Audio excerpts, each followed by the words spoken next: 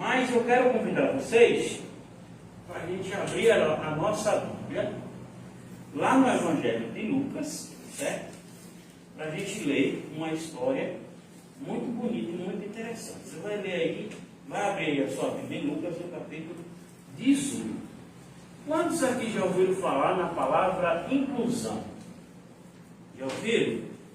Inclusão é uma coisa muito interessante porque ela pega um público de pessoas que têm algum tipo de deficiência física ou algum tipo de alguma dificuldade que a pessoa tenha física. As pessoas não gostam que a gente use essas nomenclaturas, quem tem essas dificuldades, né? Isso, o termo mais certo. Pessoas que têm necessidades especiais. Mas a pessoa que tem, ela não gosta de ser chamada desse tipo. Ela quer ser tratada como uma pessoa normal. E há vários projetos de governo, de prefeituras. A igreja também, inclusive a igreja adventista agora tem um ministério só para esse público de pessoas. E a gente, às vezes, não se coloca no lugar dessas pessoas quando a gente tem que fazer alguma coisa. Vocês já pensaram que, por exemplo, isso não é uma crítica não que eu vou fazer, eu só estou dizendo que a gente não pensa muito bem nesse público. Vocês já pensaram, por exemplo, se nós tivéssemos um cadeirante aqui, a dificuldade que não seria para ele vir na igreja? Né? Não seria difícil para ele vir aqui na igreja? Né? Então, mas isso eu quero que vocês entendam que eu não estou fazendo uma crítica a vocês nesse sentido. Eu só estou relatando que a gente leva a nossa vida de maneira tão normal que a gente não percebe. Se nós somos a maioria das igrejas, poucas igrejas vão ter um banheiro para receber essas pessoas. Poucas igrejas vão ter uma rampa para essas pessoas. A maioria das igrejas é tudo escada, não tem rampa, não tem banheiro, enfim. Hoje em dia as novas igrejas que estão construindo já tem que ir pensando nessa parte, né?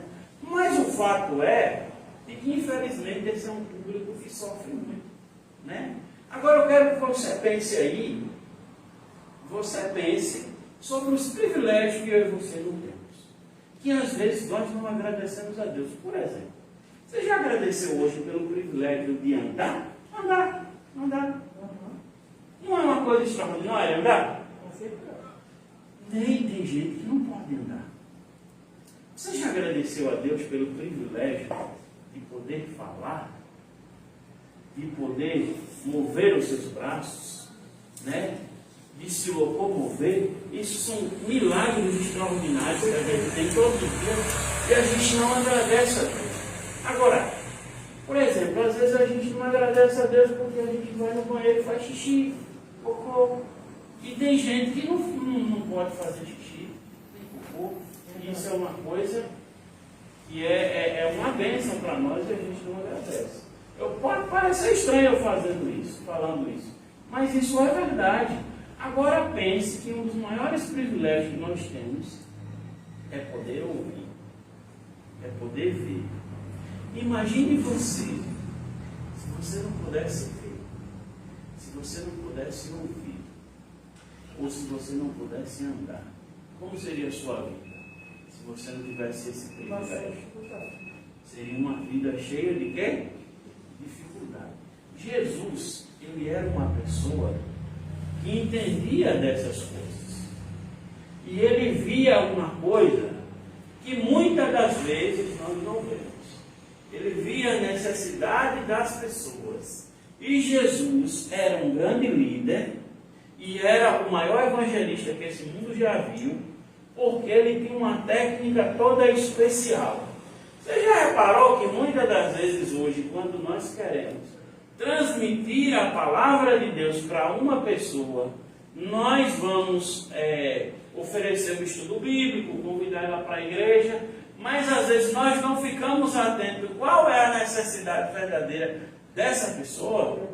Porque se você chega, você está oferecendo estudo bíblico para uma pessoa, você chega lá para dar o estudo bíblico a essa pessoa, e chegando lá, você percebe que essa pessoa está com a despensa vazia e ela está com fome, É certo nós continuarmos o estudo bíblico dessa pessoa sem resolvermos essa necessidade? Não.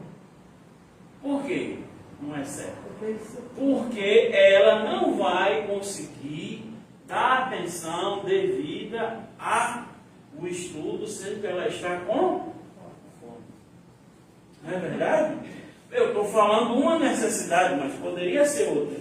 Jesus era Jesus porque ele notava essas coisas nas pessoas. E antes dele falar sobre a salvação delas, ele supria as suas necessidades para que elas tivessem toda a atenção nele. E isso faz diferença. Embora eu e você às vezes não prestemos atenção nisso, isso faz toda a diferença, irmãos. Toda. E aqui na Bíblia, quando nós vamos no Evangelho de Lucas, há muitas histórias, no capítulo 18, mas no verso 35 até o verso 41, conta a história de um homem cego, o cego de Jericó, que já deve ser uma história conhecida da maioria de vocês. E eu queria pegar alguns pontos dessa história com vocês hoje. E aí, Lucas capítulo 18, versículo 35, a gente já leu? Ou já orou? Não, né? Vamos fazer uma oração então com a da Bíblia. Querido Deus, maravilhoso Pai, nesse momento nós vamos ler a sua palavra e nós gostaríamos de pedir que, por favor, o Senhor nos ajudasse a entender. Em nome de Jesus, amém.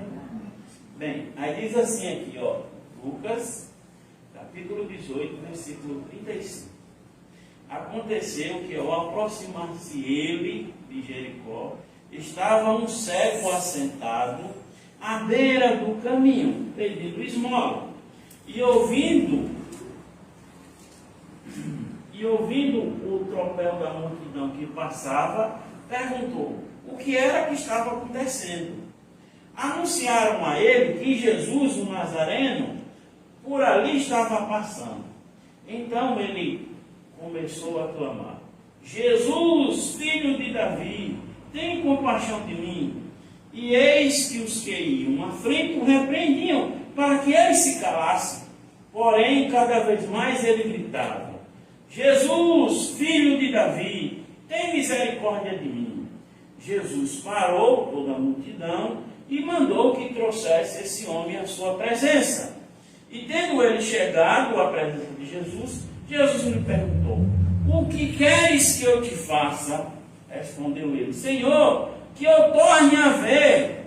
Então Jesus lhe disse: recupera a tua vista, a tua fé te salvou. Imediatamente esse tornou a ver e seguiu glorificando a Deus. Também todo o povo, vendo isso, dava louvores a Deus. Veja que história fantástica, história extraordinária. Vamos pegar primeiro pelo primeiro ponto da história. Diz que esse rapaz, esse homem, que a gente chama de Bartimeu, né? Em uma outra parte do Evangelho vai chamar esse rapaz de Bartimeu, esse cego de Jericó. Esse homem estava ali sentado, não sei em que tipo de lugar ele estava sentado, mas ele estava sentado porque a dificuldade era muito grande. Ele estava sentado, imagine, com a mão estendida, e ali ele estava pedindo esmola, ajuda. E era dessas ajudas que ele conseguia sobreviver, comprar os seus alimentos. Porque vamos levar em consideração que uma pessoa que sofria qualquer tipo de enfermidade na época, qualquer tipo de doença, essa pessoa ela era excluída da sociedade. Porque as pessoas tinham uma visão, a ideia de que o simples fato de estar doente é algum castigo que Deus colocou na minha vida. Certo? Se eu estou cego, se eu estou aleijado, se eu estou enfermo de alguma forma, é algum jeito que Deus me castigou por algum pecado que eu cometi. Então essa era a crença das pessoas naquela época. E às vezes a gente também, de certa forma, pensa assim desse jeito até hoje, né? Quando a gente vê alguma coisa ruim com alguém, a gente às vezes diz assim: tá vendo aí, ó, isso é castigo de Deus, não é verdade? E isso não é uma coisa assim tão certa de se falar. Mas às vezes a gente fala, mas não é certo. E naquela época, essa ideia era bem mais forte do que hoje. Então as pessoas, quando viam alguém enfermo, elas já diziam, esse aí pecou, esse aí fez alguma coisa errada. Então é a mão de Deus que está na vida dele para ele pagar o que ele fez. Então o que é que elas faziam com esse tipo de pessoas? Elas excluíam da sociedade, elas não davam atenção a essas pessoas. Tinha muitos deles que nem conseguiam viver muito porque não tinha assistência nenhuma. E esse homem era um desses homens, então ele estava ali fazendo o quê? Ele estava ali pedindo um auxílio para poder sobreviver. Certo? Agora vocês olhem a situação. Que enquanto esse homem estava ali sentado pedindo sua esmolinha, ele fez o quê? Ele viu algum alvoroço na frente dele. Ele viu algum alvoroço na frente dele. Quando ele viu, ele levantou e perguntou, e aí, o que está acontecendo, meu povo? E aí o pessoal falou, não, é porque Jesus, o Nazareno, aquele que cura, aquele que faz milagre, aquele homem poderoso, está passando por Jericó hoje, e ele está ali na frente. Quando ele ouviu isso, esse homem começou a fazer o quê? A gritar, Jesus, filho de Davi, tem misericórdia de mim. Vamos a dois fatos, para ficar bem claro a história. Primeiro, este homem já havia ouvido falar sobre Jesus. Por quê? Eu posso afirmar isso. Eu posso afirmar isso porque imediatamente quando ele ouve falar que Jesus está ali, ele começa a clamar pelo nome, ele clama com Jesus, filho. Ou seja, ele está reconhecendo em Jesus a figura do Messias prometido, que é da descendência de quem? De Davi. Ele está reconhecendo em Jesus aquele que havia de se assentar no trono de Davi e reinar sobre todos os povos da terra para sempre. Está reconhecendo em Jesus a pessoa do Salvador. E para ter esse reconhecimento, é necessário desenvolver uma palavra com duas letras, fé. E ora, pois, diz a Bíblia, que fé não é a certeza das coisas que você não vê. Esse homem nunca tinha visto Jesus, nunca tinha conversado com Jesus, mas ele estava ouvindo falar sobre Jesus. Ele estava ouvindo que Jesus curava, ele estava ouvindo que Jesus falava milagre, ele estava ouvindo que Jesus falava palavras que nenhum outro homem, nenhum outro mestre já havia falado, que explicava a palavra de Deus, nenhuma linguagem que todos conseguiam entender, quer seja o mais intelectual ou o homem mais simples, todos conseguiam entender a palavra que Jesus falava. E esse homem entendeu. Essa pessoa é o Salvador do mundo. E ele entendeu uma coisa automaticamente. Jesus tem a solução para o meu problema. E aí, quando ele viu que Jesus estava ali, o que foi que ele fez? Correu atrás de Jesus, pedindo que Jesus desse a solução para os seus problemas. Agora você observe, irmãos, que talvez a maior necessidade desse homem não seja a falta da visão, ele não enxergar. A maior necessidade desse homem, eu posso afirmar que não era essa. Qual é a maior necessidade que o ser humano tem? Qual é o maior anseio que o ser humano tem? Que alguns não reconhecem. Sabe o que é, irmãos? A falta de paz nos seus corações, a falta da certeza da salvação na sua vida. Este homem se sentia amaldiçoado, porque desde que ele tinha essa enfermidade, se talvez ele nasceu com isso, desde pequeno ele ouvia falar que isso era um castigo de Deus. E se é um castigo de Deus, eu sou uma pessoa o quê? Perdida. E agora, de repente, ele vê alguém que pode dar uma solução para esse anseio que ele tem, alguém que pode oferecer para mim a salvação. E ele sai desesperado em busca disso. Eu acho que às vezes o que falta para nós é isso, irmãos. Buscar a salvação com desespero, como se fosse a única coisa que vale a pena nesse mundo. E a verdade é isso, que a única coisa que vale a pena nesse mundo é a nossa salvação. Porque as outras coisas, elas podem ser boas. Os irmãos às vezes falam que no mundo não tem nada bom. Isso não é verdade, eu não acredito nisso não. No mundo está cheio de coisas boas, coisas atrativas. Se não fosse, A igreja estava o tempo todo, todas as igrejas cheias. Mas o mundo é mais atrativo do que a igreja. Tem mais coisas boas. Agora, sabe qual é o problema?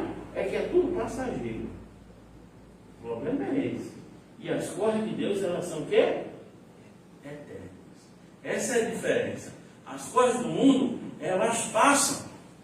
Mas as coisas de Deus, elas permanecem para sempre. Essa é a diferença. E aí, esse homem entendeu isso. Por isso que ele foi atrás de Jesus. Mas quando ele chegou para se encontrar com Jesus, ele encontrou o primeiro obstáculo. A multidão que estava em torno de Jesus falou com que Zaqueu ficasse como? Calado. Que ele parasse de atrapalhar, porque Jesus estava ali.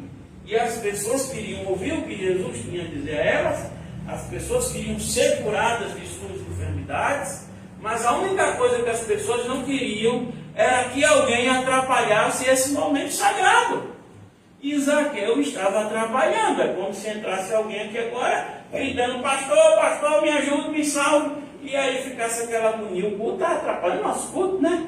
E a gente ia pedir que esse ser humano ficasse caladinho também. E os irmãos ali reunidos pediram para que este homem ficasse quieto. Olha, um exemplo, o que eu entendo aqui sobre isso. Isso aqui é uma ênfase que eu quero dar. Quem eram as pessoas que mandaram? Quem era essa multidão que mandou este cego ficar calado? Que mandou ele parar de atrapalhar? Vocês sabem quem era essa multidão? Sabe uma coisa que às vezes nós não entendemos quando nós lemos a Bíblia? Nós não, e principalmente nos evangelhos da vida de Jesus, é que tudo o que acontece é com a igreja de Deus. É com o povo de Deus, não é? Não eram os filhos de Abraão, esses que estavam aqui reunidos? Não é a descendência de Abraão, o povo escolhido por Deus de maneira literal? Então, eu posso afirmar com todas as palavras que essa é a igreja de Deus aqui no momento. E o que é que a igreja está fazendo nesse momento, pastor? A igreja está colocando uma ponte para que uma pessoa não se aproxime de quem? De Jesus. O que é que a igreja tem que construir? Não, uma ponte não, um muro. A igreja tem que construir uma ponte, que é para aproximar as pessoas de Jesus. Mas a igreja nesse momento está construindo um muro. Eu tenho andado pelas igrejas e eu tenho percebido que nesses dias nós temos feito algo semelhante a isso, de formas diferentes. Às vezes a gente dá estudo bíblico para uma pessoa, ensina o caminho certo para essa pessoa, e aí quem decide se essa pessoa vai batizar ou não é o pastor. Mas a igreja tem a prerrogativa de aceitar essa pessoa como membro ou não. E aí tem que levar o nome de todo mundo que vai batizar na comissão da igreja. No caso aqui é um grupo, né? No caso aqui a decisão é do pastor e da associação e não tem essa comissão ainda. Mas um dia, quando vocês forem à igreja, vai ter também, amém? E aí você leva o nome das pessoas na comissão. E às vezes, sabe o que é que os irmãos dizem? Dizem uma coisa absurda. Dizem assim: ah, mas esse não está preparado. Ah, mas esse aqui. Irmãos, eu me acho indigno, eu como pastor, me acho indigno de olhar para um cidadão e dizer que ele não está preparado para o ministério. Eu não tenho condições de julgar isso na vida de ninguém. Sabe por quê? Porque eu não sei do coração do indivíduo. E isso é uma espécie de quê? Claro que cada situação vai ser julgada conforme a situação. Eu entendo isso também. Mas o que eu estou querendo dizer é que muitas das vezes, nós como igreja, hoje também, ao invés de construirmos pontes para as pessoas, nós colocamos o quê? Muro. Entende? E nós não podemos fazer isso. E a igreja aqui da época, vocês vejam, nós estamos falando de quase 2000 anos atrás, né? E a igreja fazia isso. E nós não fazemos diferente disso hoje. E aí, o que é interessante é a fé que esse homem tinha. Porque mesmo diante disso, ele calou a sua boca. Aí que ele começou a gritar mais, irmãos. Aí que ele começou a dizer: Jesus, filho de Davi, tenha misericórdia. Irmãos, o mundo Olha, ei, olha para mim. O mundo hoje vai tentar sufocar a nossa voz. Porque o mundo não quer que a palavra de Deus, o Evangelho de Deus, chegue às pessoas. O mundo não quer que a salvação chegue na vida das pessoas. E o mundo vai tentar calar a nossa voz de várias maneiras, de várias formas. É só vocês observarem o que está acontecendo aqui no Brasil, esse negócio de censura. Aí a gente pensa assim, mas é por causa de questão política. Beleza, mas uma hora bate na nossa porta, irmão. Uma hora bate na nossa porta. Por exemplo, hoje se a gente falar que quando Deus criou o homem, Deus criou macho e fêmea e constituiu isso como família, é pelo menos o que está escrito aqui na Bíblia, e é o que nós pela fé acreditamos. É até difícil falar isso hoje, porque as pessoas já estão começando a dizer, não, a sociologia já está dizendo, tem vários modelos de família, tem família X, tem família Y, família assim, e já está começando a dizer que uma família pode ser constituída de 2 homens, 2 mulheres, ou 2 homens e uma mulher, ou 2 mulheres e um homem, e o conceito de família que eles falam patriarcal, que é essa família bíblica que nós acreditamos que existe desde a criação do mundo, ela está sendo jogada por terra e pisada por terra. E fora outros princípios e outros valores morais que estão sendo jogados diante de nós, na nossa cara assim, e nós não podemos fazer nada. Por quê? O inimigo quer calar a voz de Deus, a voz da verdade. E foi isso que o inimigo fez aqui agora, nesse momento. Tentou calar a voz desse homem. Mas esse homem prosseguiu. Esse homem continua. E ele clamou com mais força: Jesus, filho de Davi, tem compaixão de mim. Quando ele se achega na presença de Jesus, lembra o que eu falei? Que Jesus primeiro supre a necessidade e depois ele oferece a salvação? Lembra? O que é que Jesus fala? Jesus pergunta para ele: o que é que você quer que eu te faça? Eu quero ver. Aí Jesus disse: então veja, meu filho, abriu seus olhos, diz a Bíblia, né? Ele abriu os olhos. Jesus: o que é que você quer que eu faça, meu filho? Eu quero voltar a ver, Jesus. Eu quero ver. Deixa eu ver o verso aqui que é para a gente ler em tempo real aqui na Bíblia. 41. O que queres que eu te faça? Respondeu-lhe ele: Senhor, que eu torne a ver. Aí o 42. Então Jesus lhe disse: recupera a tua vista. E ele recuperou, né? Aí Jesus vai agora, depois que ele recupera a vista, dá 2 pontos, né? Ponto de interrogação, e fala: a tua fé te... Agora a necessidade dele foi o quê? Suprida. Você agora está vendo o seu Salvador diante de você, meu filho. Você me via pela fé, mas agora eu estou diante de você, de forma física. Você está me vendo, me toca aqui, ó. Pega em mim. E aí, depois que ele fez isso, Jesus vai dizer: a tua fé é o quê? Agora Jesus fala sobre o tema da salvação. Depois de suprir a sua necessidade. Por isso que Jesus era bem sucedido no seu evangelismo. Por isso que Jesus era bem sucedido na sua mensagem. Não teve uma pessoa na Bíblia que Jesus supriu a necessidade, que depois ele falou de salvação, essa pessoa disse assim: não quero isso. Entende? Então é isso que nós temos que fazer. Nós temos que seguir o exemplo de quem? De Jesus. Irmão, sabe o que é que acontece aqui nessa história? O que é que acontece? Acontece que esse mundo hoje, ele está cego. E às vezes nós também podemos estar cegos, morrendo dizendo que estamos baseados a nossa vida na verdade, e às vezes a nossa vida não está baseada na verdade. Esse homem tinha dificuldade física, mas diz a minha mãe, ela me dizia isso, e é verdade, que o pior cego é aquele que não quer o quê? Ver. Ele tem habilidade para ver, mas ele não quer usar a habilidade porque ele não quer enxergar a realidade que está diante dele. Nós vamos cantar essa música para nós encerrarmos a nossa noite. E talvez eu esteja falando com uma pessoa que esteja passando por uma dificuldade. E aí, se você quer entregar essa dificuldade nas mãos de Jesus, como esse cego entregou a dele, Você vai cantar comigo essa música, depois você vai ficar em pé na hora de fazer uma oração, tá bom? Amém? Não, pensa, uma música bonita. Então vamos orar e pedir que também a nossa fé possa fazer esse milagre nas nossas vidas, né? De transformação e curar as nossas enfermidades, tanto físicas como espirituais, para que Deus ajude a gente a viver uma vida segundo a vontade de Deus. Pastor, ora aí pela irmã Terezinha, pelo irmão João e Josiane. Orar pela irmã Terezinha, João Evangelista João e Josiane. Evangelista e Josiane. Tá bom. Não sei se vou me lembrar não, mas vamos orar. Vamos orar. Querido Deus, maravilhoso Pai, nós agradecemos ao privilégio que o Senhor nos deu e podemos estudar essa história tão linda na Bíblia, Senhor.